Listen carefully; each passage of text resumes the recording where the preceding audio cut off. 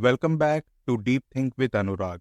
Today's episode is one that has the potential to shift how we experience everyday life, the power of mindfulness. Now, when you hear the term mindfulness, what pops into your head? Perhaps images of serene yoga classes or people sitting cross-legged in meditation. But here is the thing. Mindfulness is so much simpler than that, and it can be integrated into the busiest of lives.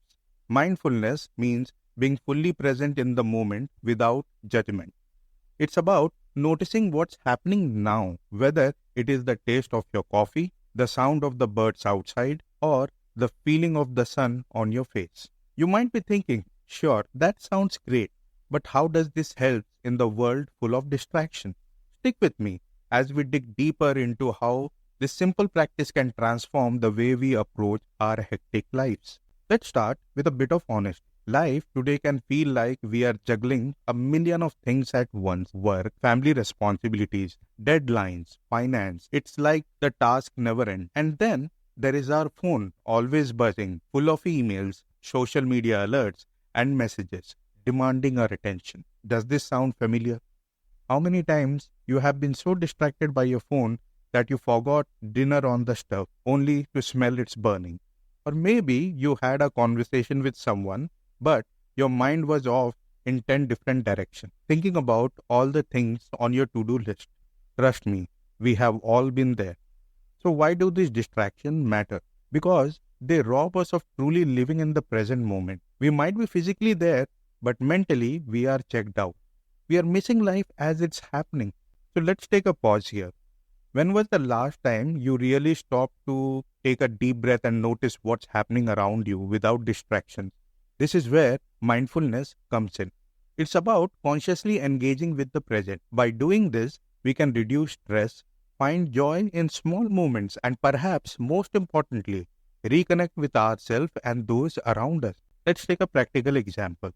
Imagine being at the family gathering. Often we feel the pressure to engage with everyone, or worse, we are glued with our phones checking social media. But what if you took a different approach? What if you decided to be mindful?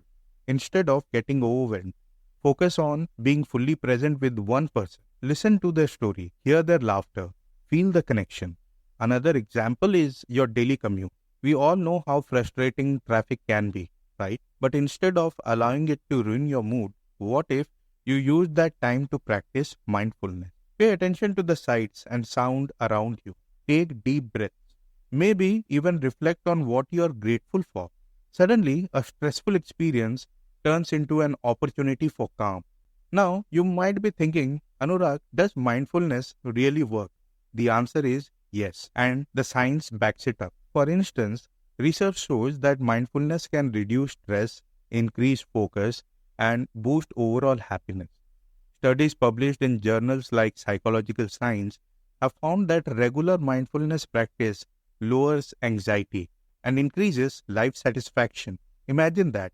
Simply being present in the moment can make us feel less overwhelmed and more content with life. One particular study found that people who regularly practice mindfulness tend to have a better emotional regulation, meaning they don't get easily flustered when things go wrong. They're able to stay calm and think clearly in stressful situations. So let's talk about someone we all know, MS Dhoni, the former Indian cricket team captain.